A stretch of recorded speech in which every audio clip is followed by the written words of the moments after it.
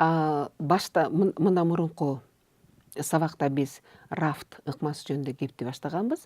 Ал жерде биз иштин жыйынтыктоочу баскычы катары биз айтканбыз, балдарга ишти үйдөн толуктап акыркы вариантын жазып келүүнү тапшырса болот. Же болбосо убактыңар жетпесе сабакта балдар жазат, бирок талкууну анандай жакшылап жазганды дагы кийинки сабакка да калтырса болот. Бул эми мугалимдин чыгармачылыгына жараша, тапкычтыгына жараша жана көздөгөн максатына, убактысына жараша болот уюштурса. Азыркы ушул сабагыбызда биз рафтка бир мисал келтирсем дейм.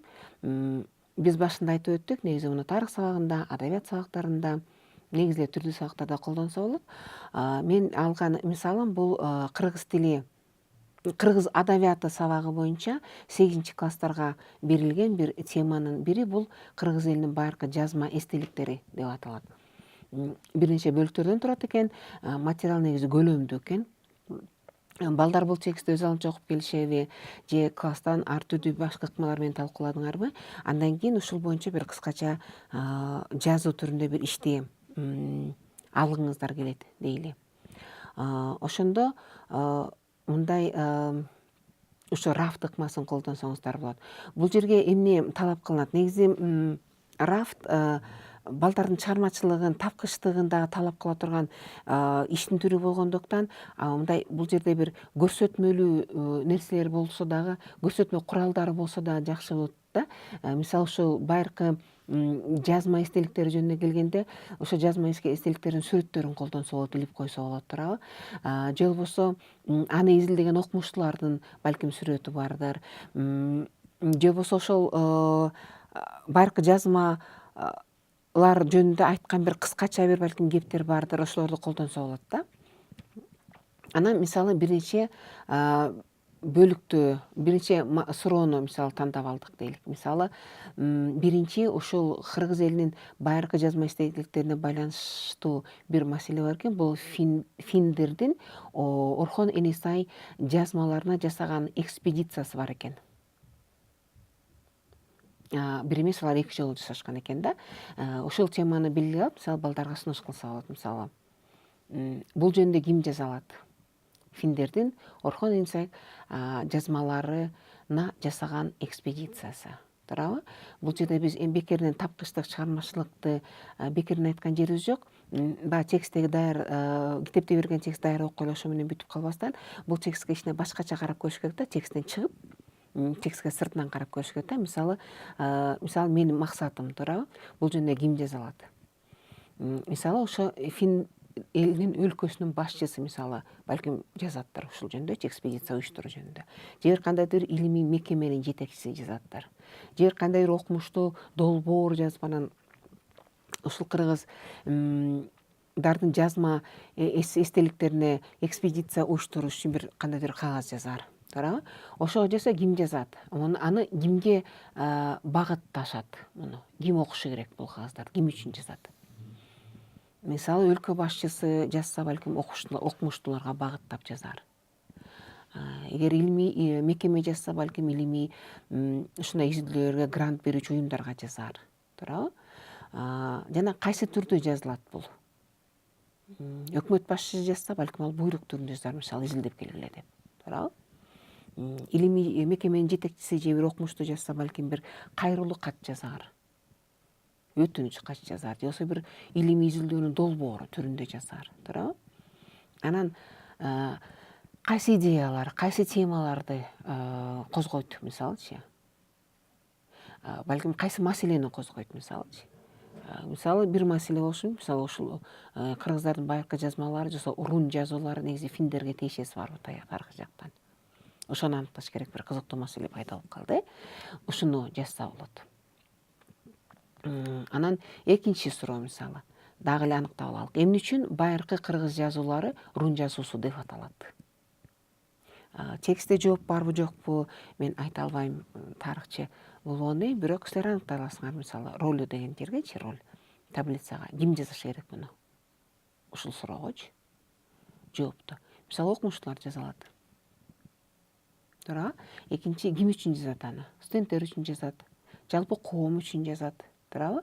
Ага ылайык бул кайсы түрдө жазылышы мүмкүн? Илимий макала болот, кыскача билдирүү болот, же эгерде журналист бир издеп таап жазган болсо, ал публицистикалык балким макала болор. Кайсы идеяны козгойт, туурабы? Мисалы, кайсы маселе козголот? Мисалы, окумуштар жазса, балким ушул байыркы кыргыз жазууларын сактап калуу маселеси бардыр. Турдабы? Балким аны элге таанымал кылуу, балким тааныштырыш керек, элге жайылтыш керек ал жөнүндө маалымат. Кандайдыр улуттук бир руханий кандайдыр байлык катары ошону мындай көтөрүп чыгуу, алдыга алып чыгуу. Же болбосо башка илим жазуулардан айырмалоо, башка байыркы жазуулардан айырмалаш керек. Кайсы максат бар? Ким үчүн жазылат? Кимдер жазат? Кайсы түрдө жазылат? Ушул суроонун тегерегинде дагы аныктап алсаңыздар болот.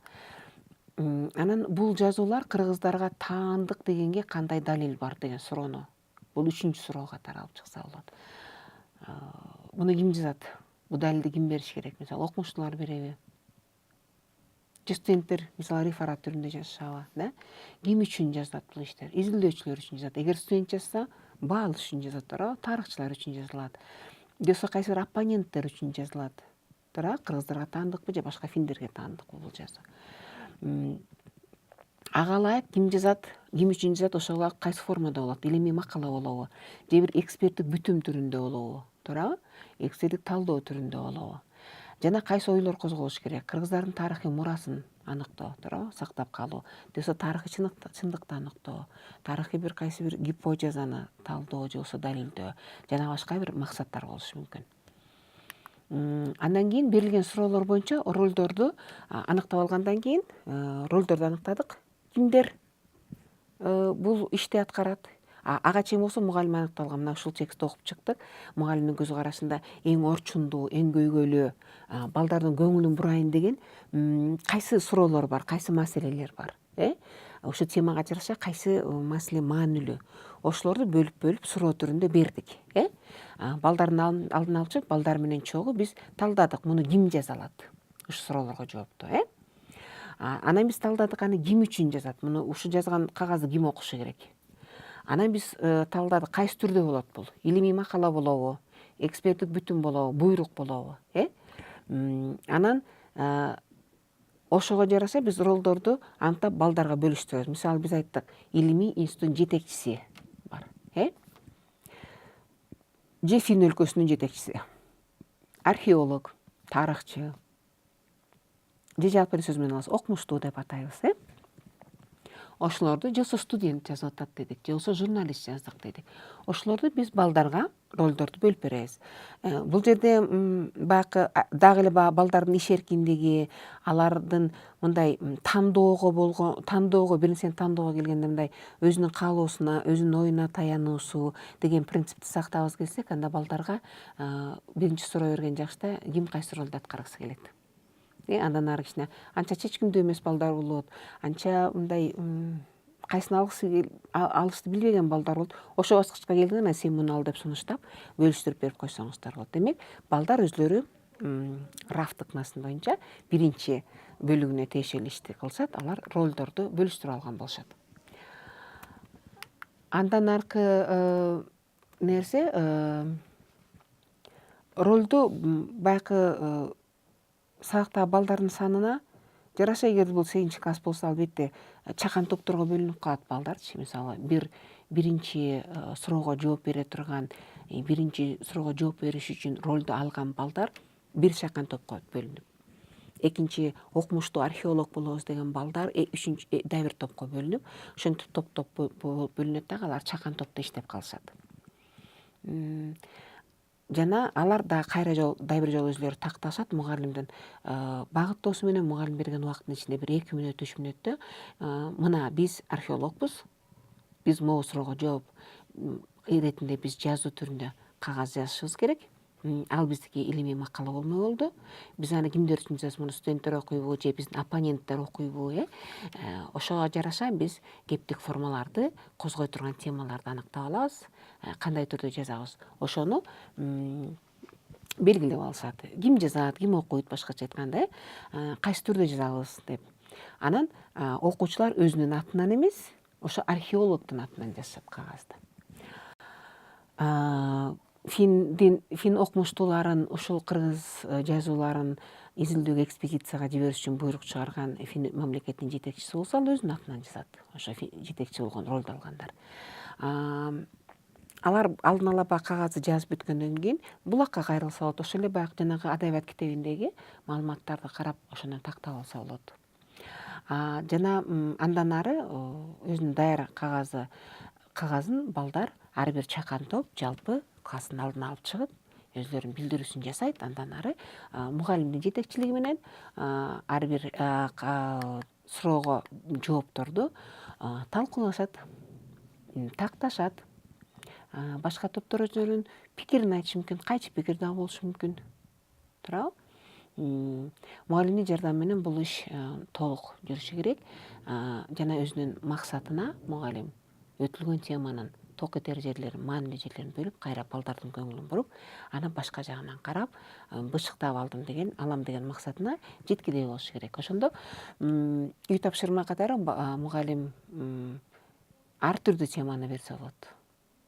Себеби бул жазуу түрүндө иш болгондон кийин үй тапшырма дагы жазуу түрүндө иш болсо болот. Мисалы, балдар талкууланган суроону түшүнүштүбү, эмнени билишти, эмне тема кызыктуу болду, кайсыл суроо өтө маанилүү дейсиңер, ошого өзүңөрдүн оюңарды жазып келгиле, же болбосо синклейн түзүп келгиле, же кластер түзүп келгиле деп, мугалим өзүнүн өткөн темасына, козголгон маселелерге жараша балдарга жазуу түрүндө чакан үй тапшырма берсе болот. Жана мен ишеничтүү айтала турган нерсем бул, мындай сабак уюшулуп, ушундай ишти баштан өткөргөндөн кийин балдар өз алдынча үй тапшырманы жазуу түрүндө жазып келүүдө эч кыйналбайт, кызыктуу да, күтүүсүз дагы ойлорду мугалим балдардын ишинен окуй алат деп айта алам. Негизи Рафт ыкмасынын артыкчылыктары эмнеде? Бир маселени ар тараптан карап чыкса болот. Эгерде бир кайсы бир тарыхый мазмундагы текст болсо дагы, аны азыркы көз караштан да карап чыкса болот.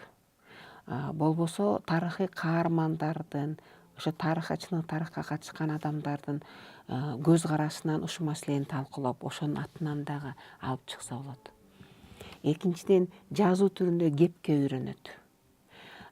Жазуу негизи татаал кептик, мындай чеберчилик болуп эсептелет. Себеби деген, айткан оюңду оозеки сүйлөп атканда сен мындай оңдоп кайра, токтолуп кайра айткан сөзүңө кайтып келе аласыздар. Ал эми жазуу түрүндө сиздин жазылган билдирүүңүз, сиз берген маалымат, эгерде ошол жанакы окуй турган аудиторияга жетсин десеңиз, түшүнүктүү болсун десеңиз, өзүңүздүн максатыңыз ошол да, ошого жетишейин десеңиз, ал оюңуз ыраттуу болуш керек. Сиз сөзсүз билишиңиз керек ким окуш керек. Ошон үчүн бул аябай маанилүү нерсе. Жана Рафт ушундай көндүмдү өрчүткөнгө аябай жакшы, пайдалуу болуп эсептелет. Анан экинчиден, бул аябай чыгармачылыкты, тапкычтыкты талап кылат. Адамдын ар түрдүү ушундай чыгармачыл шыгындагы өркүндөткөнгө мүмкүнчүлүк берет. Себеби окуучу дайыма эле окуучу болуп отурбастан, сабакта бир кайсы бир 10-15 мүнөт ичинде ал Фин мамлекетинин жетекчиси боло алат. Ошонун атынан катыша алат. Ал эми дагы бир бала болсо, мисалы 8 класстын окуучусу, археолог болот. Ошонун ролун аткара алат, чыгармачылык менен. Ал мындай окуучу катарынан 3кө же 4кө окуган окуучу катары эмес, археолог катары өзүнүн оппоненттерге өзүнүн каршысынан оюн айтып, өзүнүн оюн коргоп мындай айта алат да.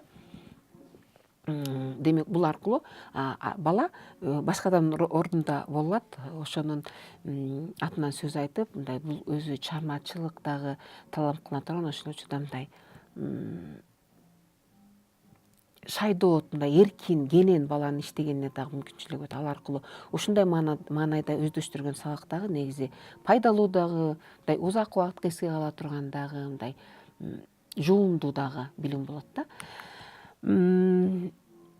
Эгер адабият багытында колдонгуңар келсе, каалаган чыгарманы алып алса болот. Мисалы, тамсилдетсөңөр, мисалы, бир топ балдардын тобу, мисалы, акку болот, же болбосо мышык болот, же карга боло алат, экинчи балдардын тобу түлкү болот. Ошонун атынан өзүнүн мындай мугалим өзүнүн мектептеги эле эмес, бир күтүүсүз, бир кызыктуу суроону да, мисалы, эмне үчүн карга сырын түшүрүп салса, эмнеге түлкү сени жеп салдың туурабы, аргументтери болуш керек эмне үчүн деген. Күтүүсүз аябай жакшы ойлорду айтат. Мисалы түлкү да өзү түшүндүрүп бериш керек. Ал кимге түшүндүрмөт? Мисалы элестетели, мисалы сот. Мисалы карга түлкүнү сотко берип салды дейли. Эгер ушундай болсо эмне кылат элеңер, Анан түлкү эмне деп айтат? Кимге багыттайт өзүнүн жөнүн? Албетте сотко. Кайсы формада болуш керек ал? Расмий формада болуш керек дейчи, мисалы. Кечиресиз, улуу урматтуу сот деп айтыш керек, туурабы? Анан максаты эмнеде, эмне көйгөйдү айтыш керек. Өзү актаныш керек. Эмне үчүн сырты жеп салган, туурабы? Анан соттун сөзү болуш керек. Эмне чечим чыгат, ал кимге багытталат анын чечими? Жалпы элге багытталат, сот деген элдин ишенимин алыш керек, туурабы? Объективдүү болуш керек. Ошого жасалып кандай сүйлөйт, кайсы теманы ачат? Мисалы башкача айтканда, түлкүнү күнөөлөйүн десе, жактайын десе, кайсыл аргументтерди, кайсы далилдерди келтирет да. Аябай бул жерде кенен мындай чыгармачылык менен ишти жүргүзсө болот. Бир гана чыгарманын же тексттин чегинде эле эмес, андан сырткары ошого байланыштуу жалпы адамзатына тиешелүү болгон көйгөйлөрдү, маселелерди балдар менен талкууласа болот. Ак ниеттүүлүк, чынчылдык деген, адептүүлүк, башка дагы маселелерди ушул чыгарманын негизинде да козгоп, балдарды ар түрдүү каармандардын ролуна коюп, ошолордун атынан жаздырып, анан жазуу түрүндө окуп чыгып, түрдүү оюн түрүндө дагы мындай колдонсо болот муну. Башкача айтканда окуучулар баягы каармандардын атынан өзүнүн жасагандарын түшүнө алат да. Каармандын атынан жазып атып, эмне үчүн мынтип экен деп. Кайсы бир козголуп турган көйгөйдү терең талдай алат. Ошол боюнча өзүнүн оюн айта алат да. Бул аябай жакшы ыкма болуп эсептелинет. Жалпы да акырында жыйынтыктайын дегеним, Рафт ыкмасы боюнча негизи мен айттым, жазуу түрүндөгү кепти өөрчүтүү бул татаал иштин түрү болуп эсептелинет. Ошон үчүн эң биринчи кезекте ким үчүн жазып атканын аныктап алса адам, анан анда ал формасын таба алат. Кайсы кептик каражаттарды колдонсом болот, туурабы? Жана кайсы теманы, кайсы көйгөйдү козгосом болот. Аудиторияны аныктап алса, өзүнүн ким экендигин билсе, ким катары жазып атканын билсе, анда ошону ушул баскычты аудитория, формасы, темасы бардыгын тең иреттүү билет дагы жазуу ишин аткарып өтө оңой болот. Жана башында келтирген дагы бир ыкмага, дагы бир мисалга кайра токтолгум келет. Мисалы,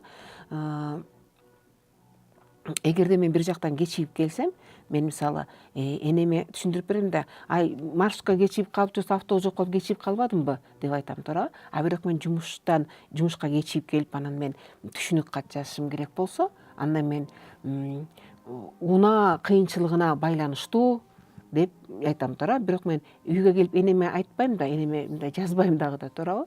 Мен тиги маршрутка жок болуп калгандыгына байланыштуу кечигип калдым деп айта албайм, туурабы? Ошондуктан кимге сенин кебиң багытталат, жазуу түрүндө багытталат, ошону билүү, андан ары сен кайсы кептик каражатты колдоносуң, ошону, анан кайсы далилдерди колдонушуң керек, ошону аныктаганга жардам берет. Андан аркы болсо,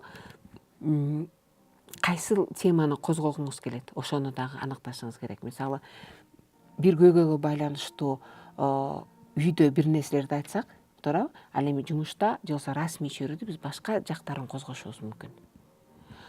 Бул Рафтка колдонуу эмне үчүн зарыл экендигин, эмне үчүн пайдалуу экендигин түшүндүрүүгө мен жасаган мындай аракетим, берген негизим сиздерге. Дагы акырында кайтай турган нерсе, бул жерде келтирилген, Рафтка келтирилген мисал бул үстүртөн гана мисал, себеби тарых сабагын, адабият сабагын, география сабагын берген мугалимдер муну тереңирээк, кененирээк бере алат.